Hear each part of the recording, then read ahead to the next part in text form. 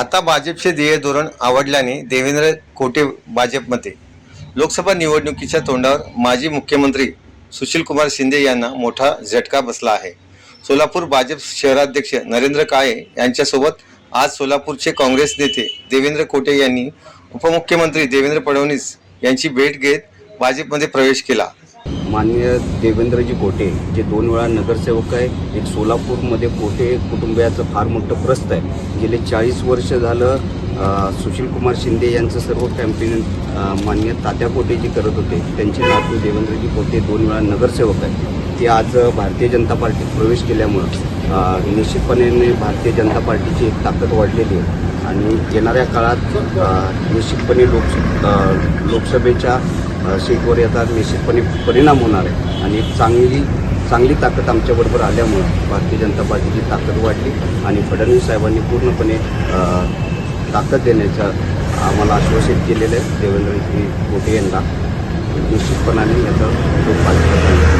दरम्यान माजी महापौर महेश कोटे महाविकास आघाडीच्या उमेदवार आमदार प्रणिती शिंदे यांच्या प्रचारात सक्रिय आहेत. त्यांचे पुतणे देवेंद्र यांनी मात्र वेगळा मार्ग स्वीकारला. देवेंद्र कोटे हे माजी नगरसेवक आहेत. महापालिकेच्या 2017च्या निवडणुकीत ते शिवसेनेच्या तिकिटावर निवडून आले होते.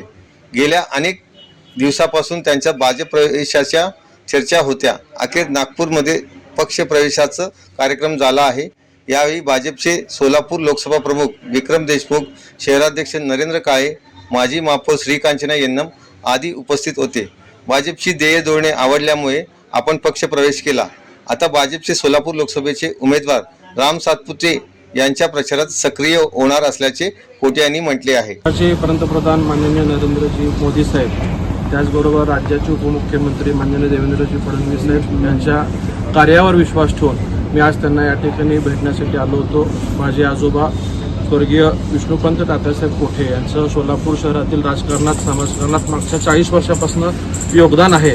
याची सर्व वस्तुस्थिती कल्पना साहेबांना होती. साहेबांकडून मला भेटीला बोलवलं होतं. आज त्यांची मी भेट घेतली. शहरातल्या सर्व राजकीय परिस्थितीवरती चर्चा झाली आणि साहेबांनी मला शब्द दिला आहे की मी पूर्ण ताकदीने तुमच्यासोबत उभा राहणार आहे आणि तुमचं पालकत्व मी स्वीकार करतोय.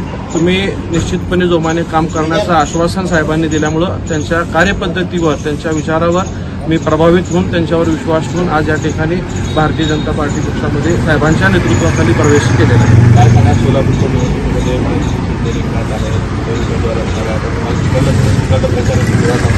देशाचं नेतृत्व पंतप्रधान नरेंद्र मोदी साहेब करत असल्यामुळं समस्त देशवासियांची भावना आहे की देशात पुन्हा मोदीजींचं तिसरी बार सरकार आलं पाहिजे.